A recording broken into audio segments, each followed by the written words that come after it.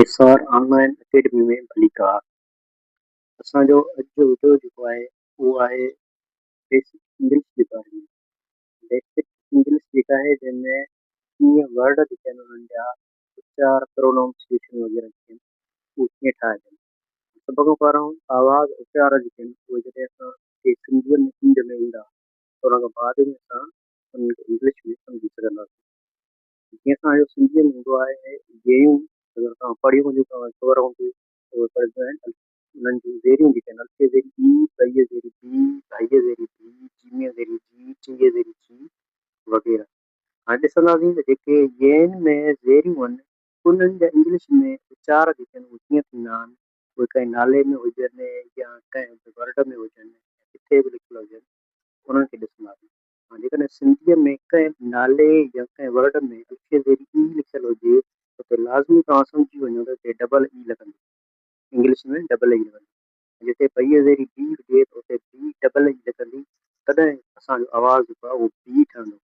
ऐं ढाईअ ज़ेरी बी हुजे त यकीनन सम्झो तव्हां त उते बी एच डबल ई आहे, छाकाणि त भे जी जाइ ते बी एच ईंदी आहे उन करे। ऐं येन में जेकॾहिं जे आहे उन में आहे डबल ई। जेकॾहिं ॿईअ ज़ेरी बी आहे त उते बी एच डबल ई लॻंदो।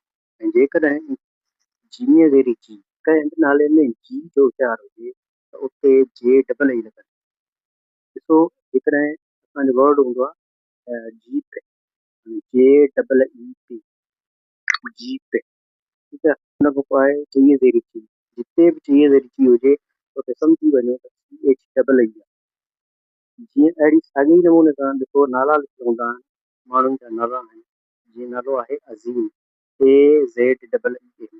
हाणे ज़ेड डबल ई छाजे करे त हुन में ज़ईअ ज़ेरी ज़ी ईंदो आहे, ठीकु आहे। ज़ईअ ज़ेरी ज़ी या ज़ुईअ ज़ेरी ज़ी अहिड़े हिसाब सां। ॿियो नालो आहे करीम, करीब त उन में रईअ ज़ेरी री अचे थो सिंधीअ में, तंहिं करे इंग्लिश में छा ईंदो आर डबल एन, ठीकु आहे। जेकॾहिं सीअ ज़ेरी सी कंहिं नाले में अचे थो, जीअं हिन नाले में आहे Waseem, W A S double E N, Waseem ईंदो, उते बि हुन में छा आहे सीअ ज़ेरी सी अचे थो सिंधीअ में, जंहिं करे इंग्लिश में छा थो अचे एस डबल ई। ऐं आख़िरी नालो आहे जेको नदीम। हाणे नदीम जेको आहे उन में N D double E M आहे, छो त दालीअ ज़ेरी डी आहे, दालीअ ज़ेरी डी आहे, यानी कि येन में ज़ेरियूं अचनि थियूं उन्हनि जे दाल खे ज़ेर पिया ये पिया, जंहिं करे हिनखे डबल ई ईंदी।